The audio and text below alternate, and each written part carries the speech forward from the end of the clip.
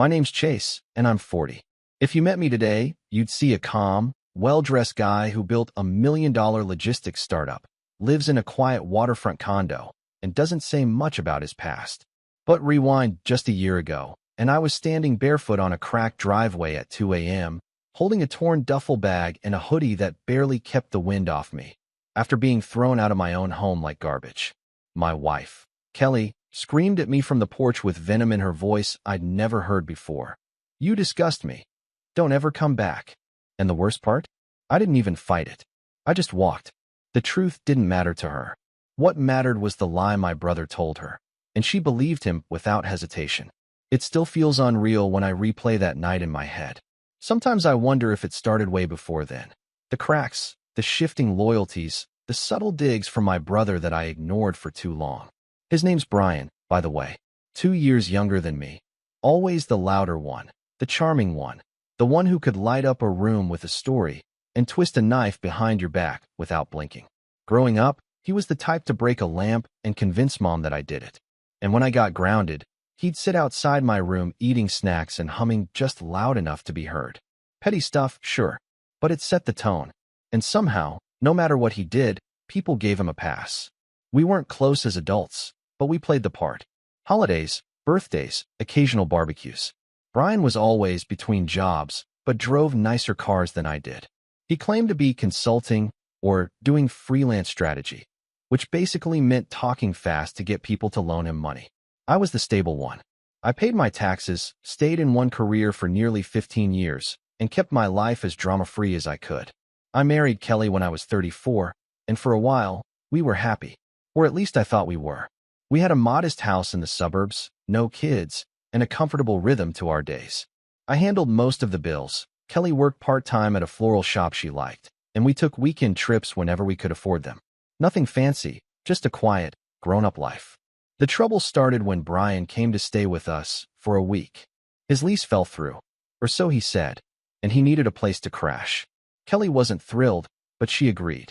I told her it would just be a few days. That was mistake number one. Within the first 2 nights, Brian had claimed the guest room like it was his personal suite.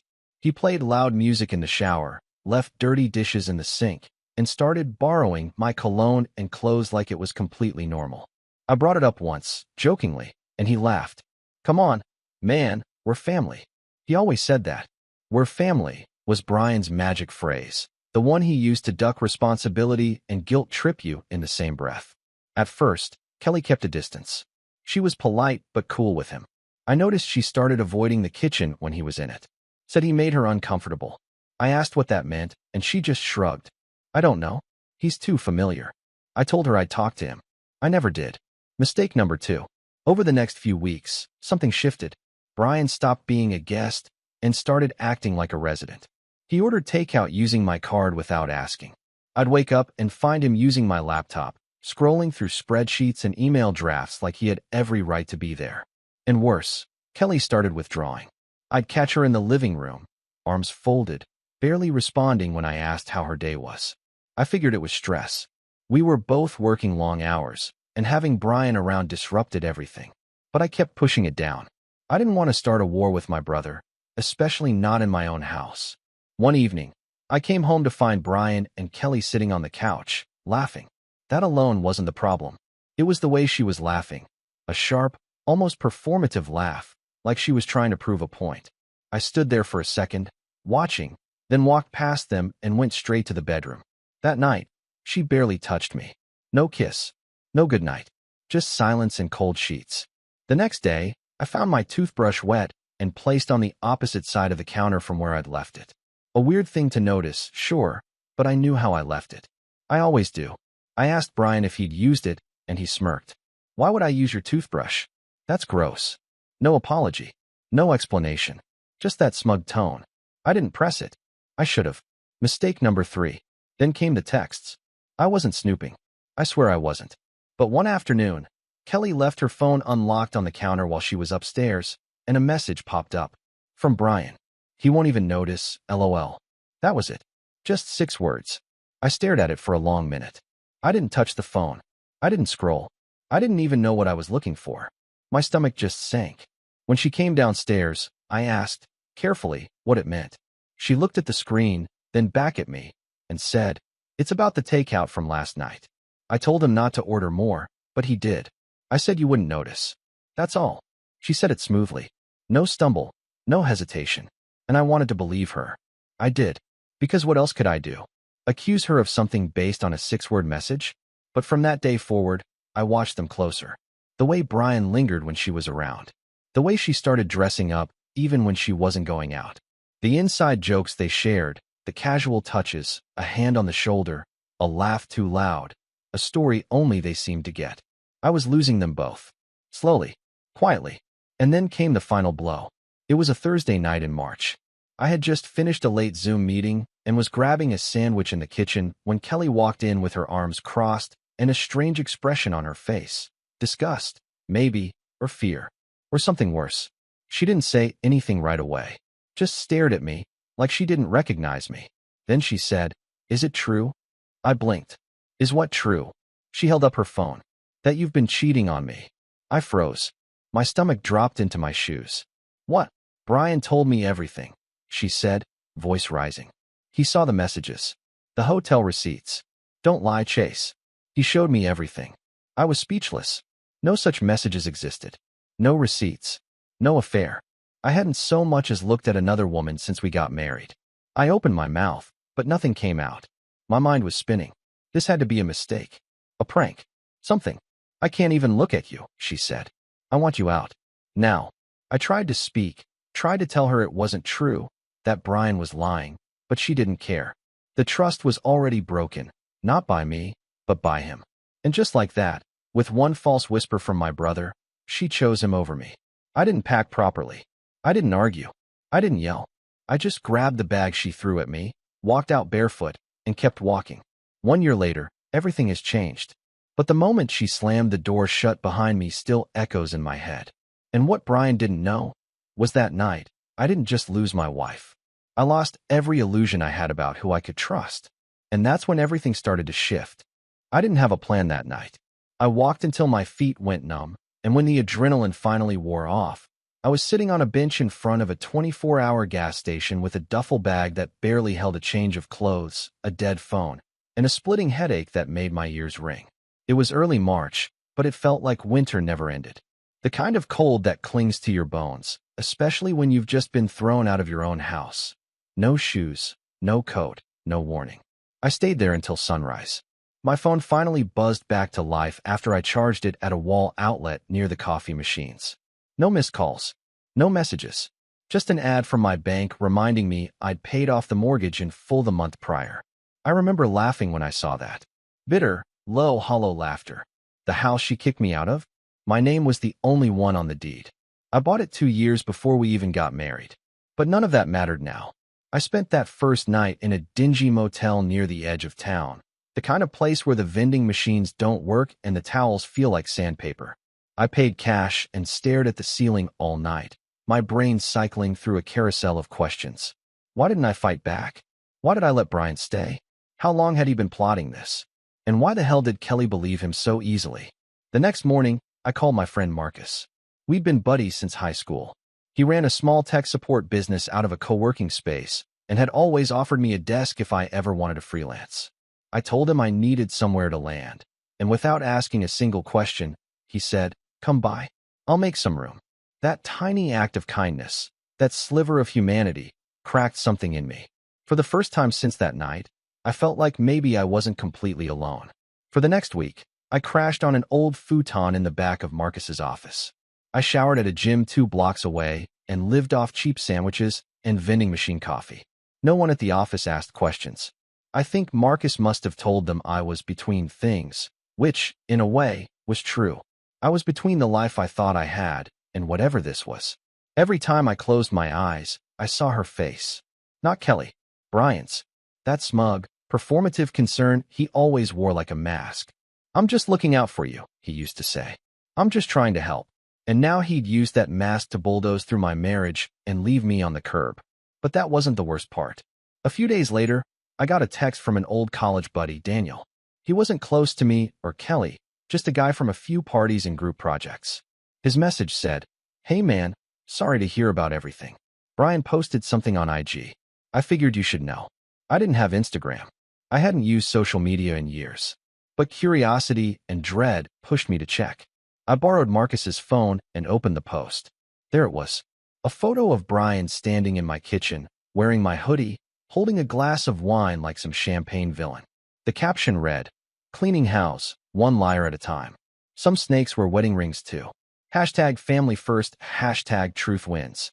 There were dozens of comments, mutual friends, acquaintances, even some of Kelly's co-workers, all liking it, reacting with emojis, tagging others. One comment read, "Dude, you did the right thing. You're a real one." Another said, "Finally someone exposed him." And that was when I realized he didn't just poison Kelly's trust. He poisoned everyone's. Quietly, carefully, strategically. It was a smear campaign wrapped in family loyalty. And he wasn't done. About a week after I left, I stopped by the house while Kelly was at work. I still had my key, and legally, it was still my house, so I figured I'd grab the rest of my things. Just essentials. Clothes, documents, my old journals, maybe some books. I didn't want anything else. I didn't want to see her. I didn't even want to breathe the same air anymore. But when I stepped inside, it didn't feel like my home. Brian's sneakers were by the door. His duffel bag was gone. His cologne lingered in the hallway. The guest room, the one he'd claimed like a squatter, was now completely empty. Like he'd moved into the master bedroom. No, I didn't want to think it. I didn't want to believe it.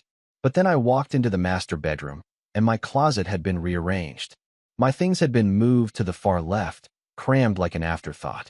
And on the nightstand, next to where Kelly slept, was a photo of her and Brian. Not hugging, just smiling. But still, a framed photo. I stood there in silence. My hands curled into fists. My throat felt like it had closed up. It was one thing for Brian to lie. But this was something darker. I didn't take much when I left. Just my documents, my laptop, a couple of shirts. I didn't even touch the wedding album. I remember standing over it, wondering what I was supposed to do with all those memories. Were they all fake? Was she pretending the whole time? Was he? That night, I went back to the futon, stared at the ceiling again, and made myself a promise. I was done waiting. I was done licking wounds and hoping people came to their senses. If the world wanted to believe Brian's version of the story, fine. Let them. I'd show them the truth in a language they couldn't ignore. Over the next few weeks, something in me shifted. I stopped scrolling through messages I'd never sent. I stopped explaining myself to people who didn't ask. Instead, I did what I've always done best. I worked. I started freelancing. Quietly. Built a few client lists from old contacts. Pulled some strings. Got some startup gigs. Nothing fancy at first. Just digital logistics work, back-end coordination, delivery route optimization. But I was good at it. I always had been. And the demand was there. People wanted what I knew how to do, and they were willing to pay for it. Marcus let me use a corner of his office as my own. I hung a whiteboard, took meetings in the coffee shop downstairs, and slowly started carving something out of the wreckage. My old life was gone, but this was a blueprint for something new. Meanwhile, Brian kept posting. Always vague, always manipulative. "Tough love is still love," he wrote once. "Some bridges need burning to light your way." Another time, he posted a boomerang of him sipping wine at my old fire pit with the caption, "Healing vibes. House full of peace now." And Kelly? Radio silence. No texts. No apologies. Just the occasional Instagram tag in Brian's posts, like a ghost wearing her face. But people talk. Especially the ones who don't know they're being listened to. One afternoon, while I was grabbing coffee downstairs, I ran into Lisa, a friend of Kelly's from the floral shop. We weren't close, but she always liked me. She looked surprised to see me, and even more surprised when I smiled, and said hello like everything was normal. She hesitated, then said, "I thought you moved." "I did," I said. "Temporarily." "What did you hear?" Lisa glanced around, then leaned in. "Look, I don't want to get in the middle of anything. But Brian told Kelly you were cheating with some woman in Miami. Said he had proof. Said he followed your IP address or something." I stared at her.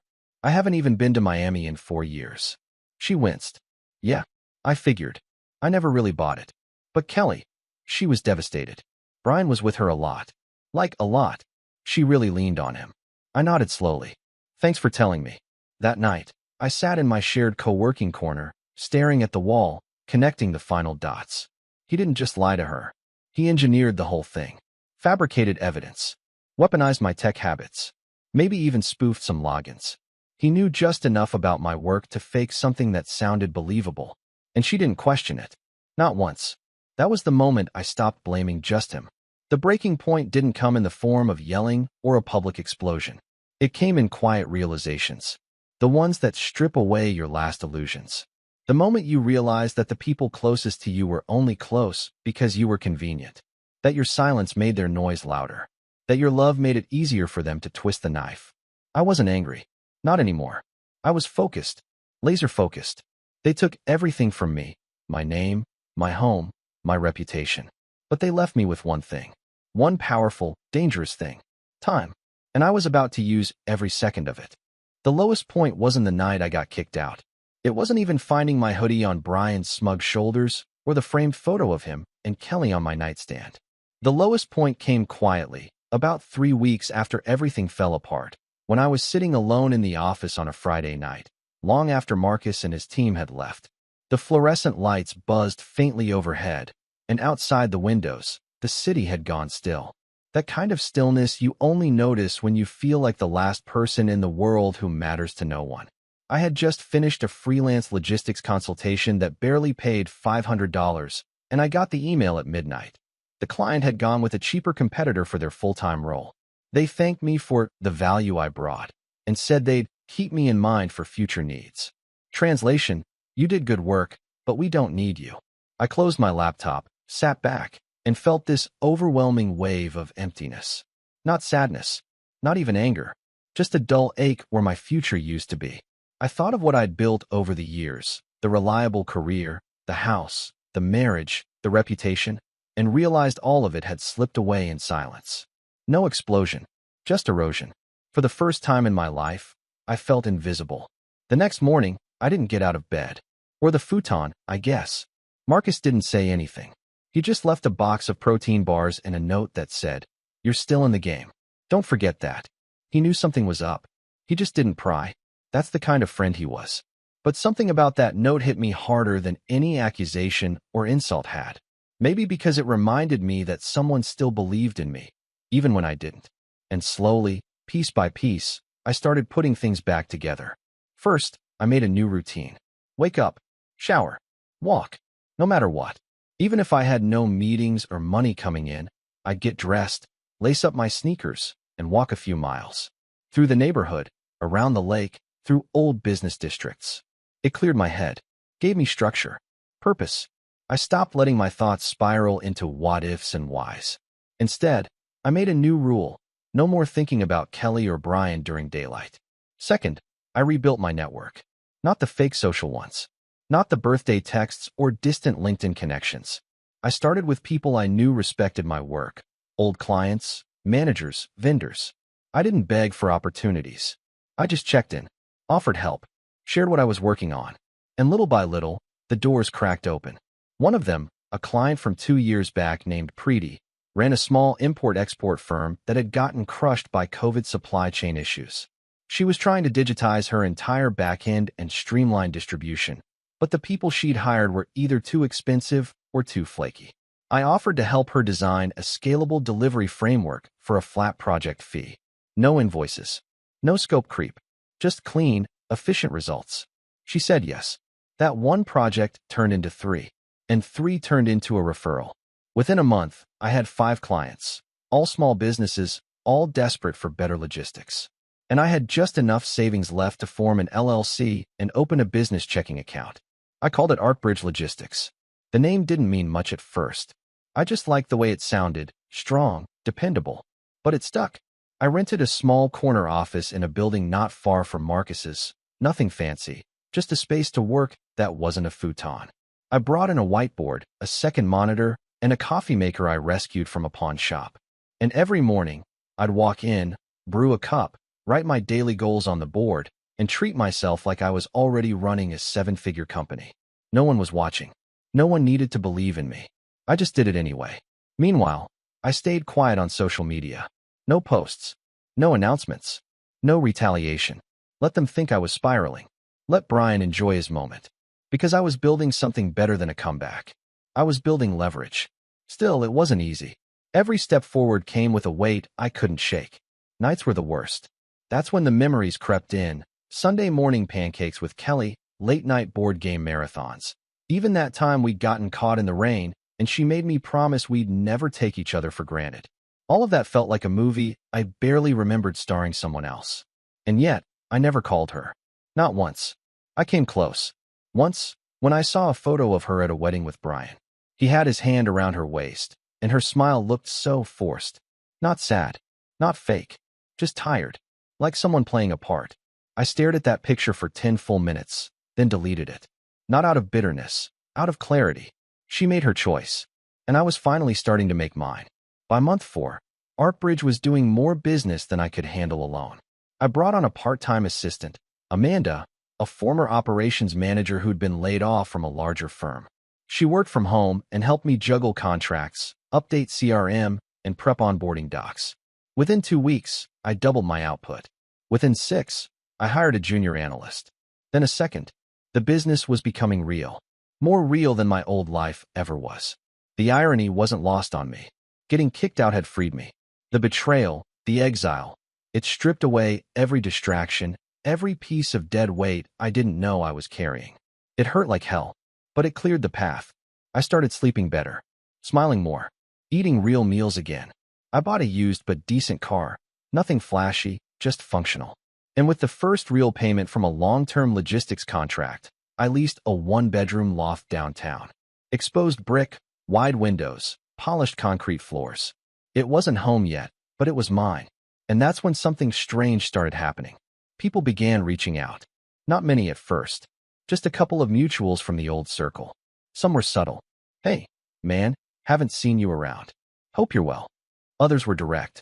Saw Artbridge is making moves, congrats. Even Marcus pulled me aside one day and said, I don't know what you're doing, man, but people are talking. I shrugged. Good talking or bad talking? He smiled. Doesn't even matter anymore. Just keep doing what you're doing. It was a weird feeling. I hadn't posted anything, hadn't even updated my LinkedIn. But word was getting out. I was rebuilding faster than anyone expected. And quietly, people were noticing. One of those people, apparently, was Kelly. It started with an email. Just a subject line. Can we talk? No greeting. No signature. Just those 4 words and a blank body. I didn't reply. Then came a text a week later. I just want to explain. Please. I ignored it. 2 days after that, another one. You don't have to forgive me. I just want to talk. I sat with that one for a while. Not because I wanted to talk. I didn't. But because I wanted to understand what finally pushed her to reach out. And the answer came a few days later, in the form of a very familiar knock. I opened my door, and there she was, Kelly. Same eyes, same voice, but a different presence. Smaller somehow, hollowed out. She didn't smile. She just said, Can I come in? And that's when I realized. Something had happened. Something big. But what? I didn't let her in. Not yet. Because I wanted to hear every word of it right where she stood, out in the hallway, face to face, without walls to protect either of us. And what she told me, well, that's where things really began to shift.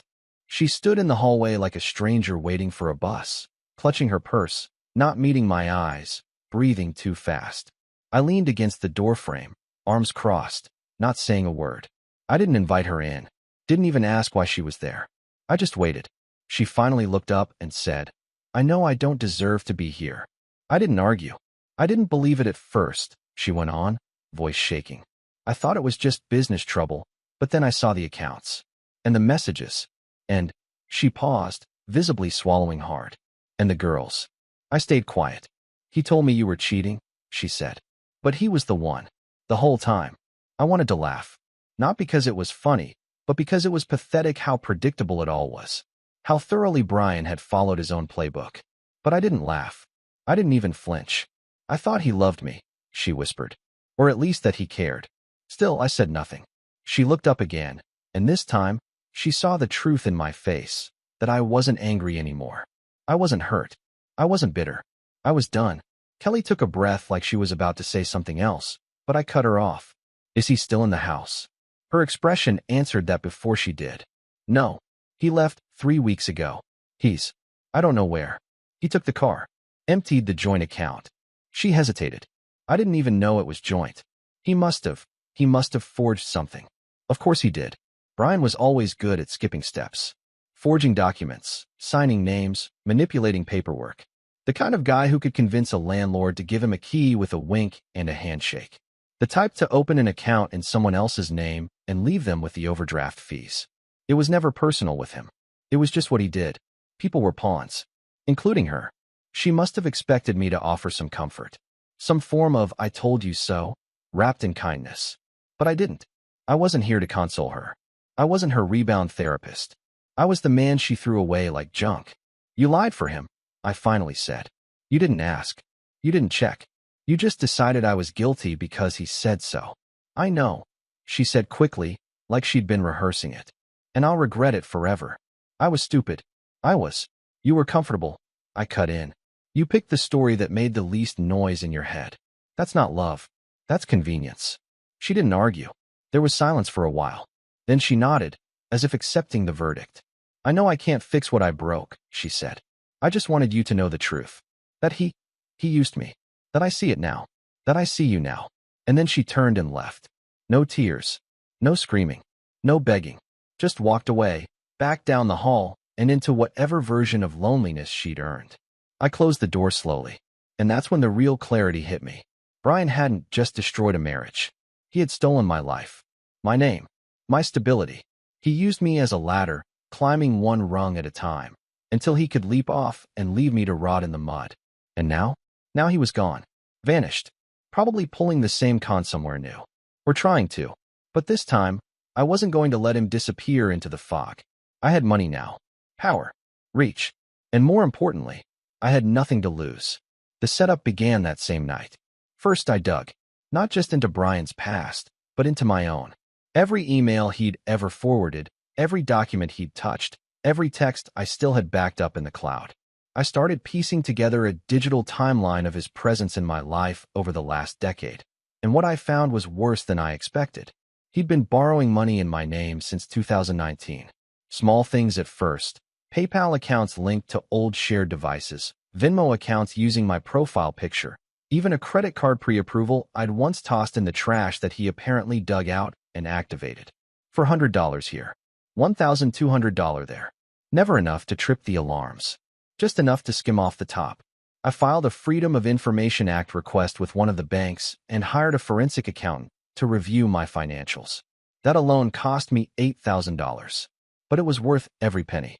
Turns out, Brian had been using a layered strategy, stacking shell companies and fake invoices under my old consulting business's name. When I thought I was struggling to close deals in 2020, he was faking invoices for imaginary gigs and collecting the money through drop accounts under variations of my name. Chase B. Warren. C. Blake Warren.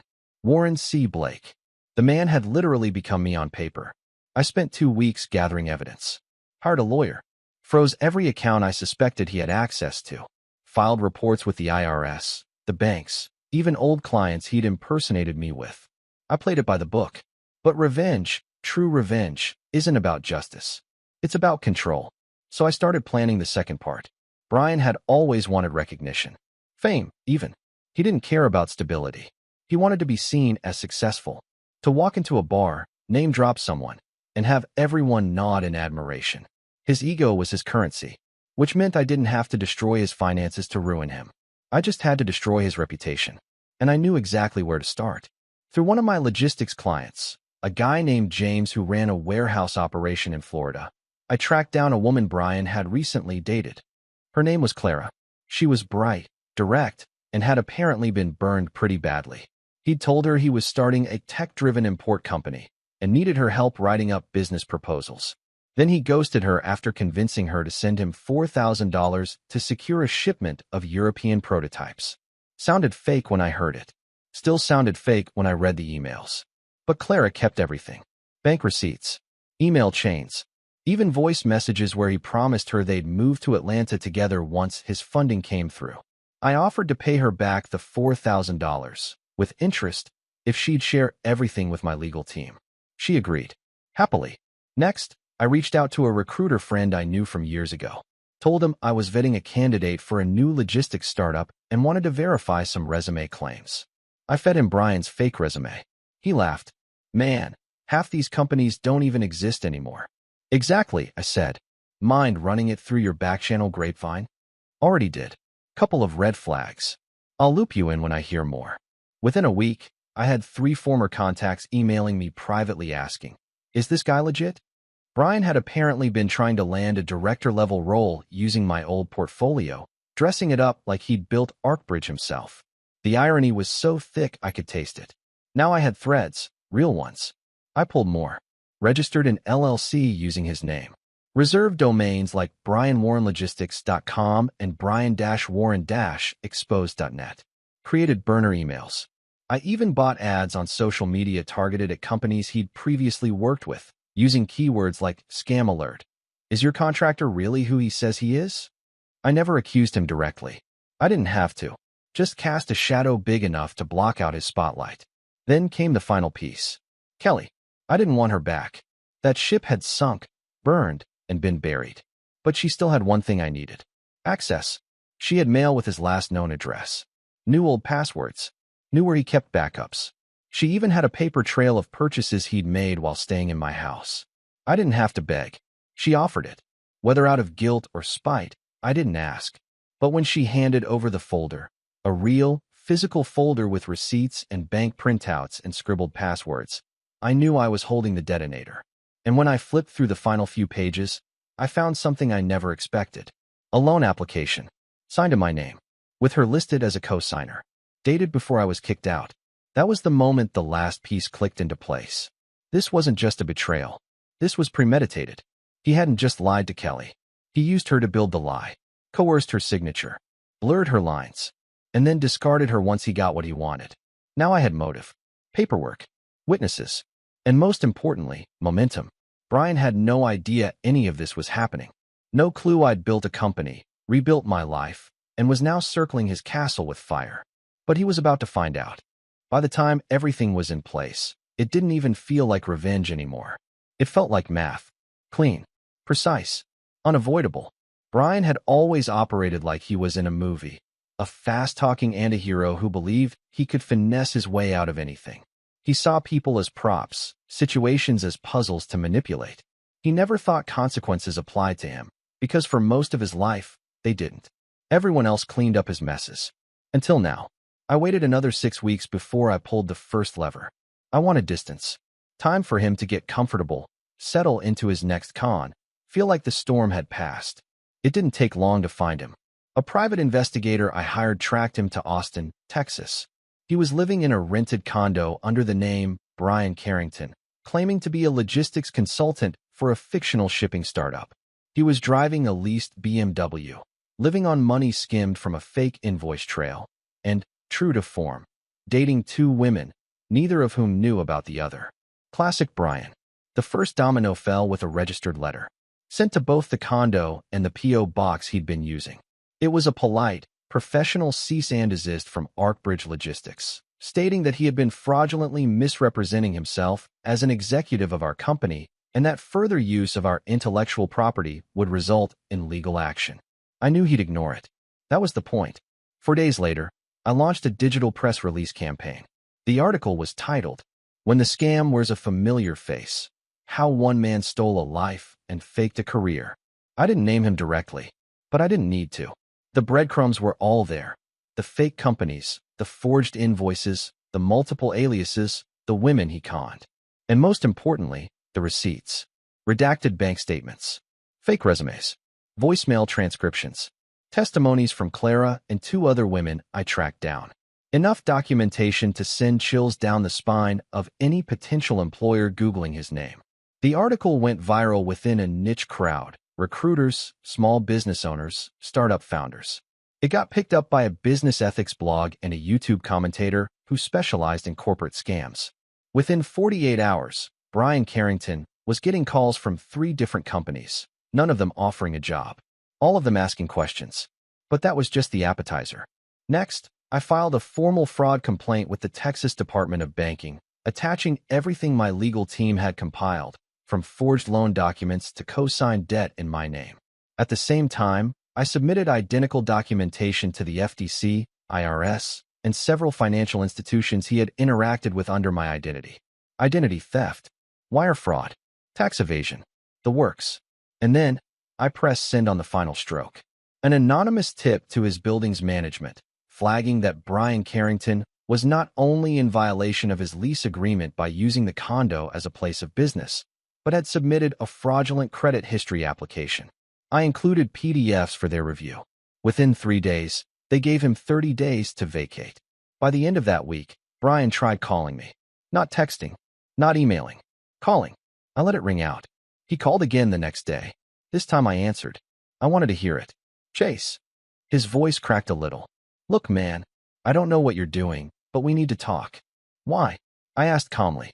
You didn't want to talk last year. Remember? When you said I was a cheater, and you smiled while she threw me out of my own house.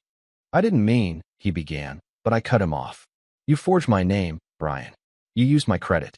You ruined my marriage, my business reputation, and you thought I'd just go away. There was silence. Then a sharp inhale.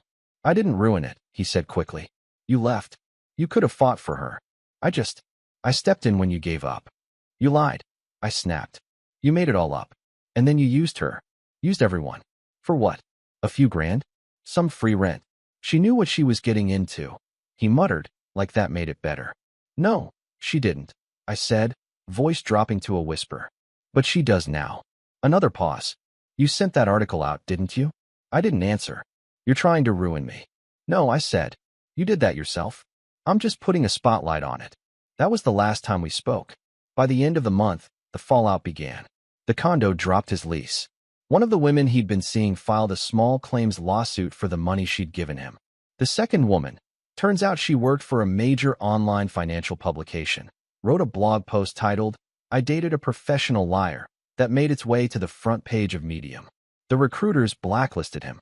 The banks flagged him. He went dark again, disappeared from social media, changed his number. But it was too late. The echo followed him. Even if he started fresh in another city, the search results wouldn't lie. The debt wouldn't vanish.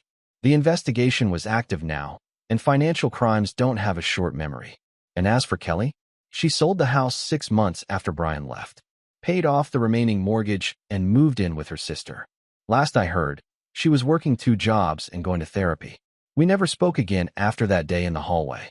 I didn't need closure. I'd already found it. What surprised me most wasn't the satisfaction of watching it all unravel. It was how empty the revenge felt once it was done. There was no applause, no victory dance, just peace. Quiet, still peace. For the first time in my adult life, there was no chaos orbiting me. No one leeching off my kindness, no backdoor betrayals, no walking on eggshells around people I once called family. Artbridge Logistics crossed 7 figures in revenue that fall. We opened a second office, hired 6 more full-time staff. I moved into a house near the bay, smaller than the last one, but filled with real light, real friends, and not a single thing I didn't choose for myself. Sometimes people ask why I never went to court for damages. But the truth is, I didn't need a judge to tell me I'd won. I had my name back, my life back, and a future built entirely on my terms. The past is over, and the last thing Brian ever stole was the chance to see who I've become. So no, I don't answer his calls anymore. I don't respond to the burner emails he sends, asking for just a minute of my time. I don't need to. He already knows. And that silence? That's the real revenge.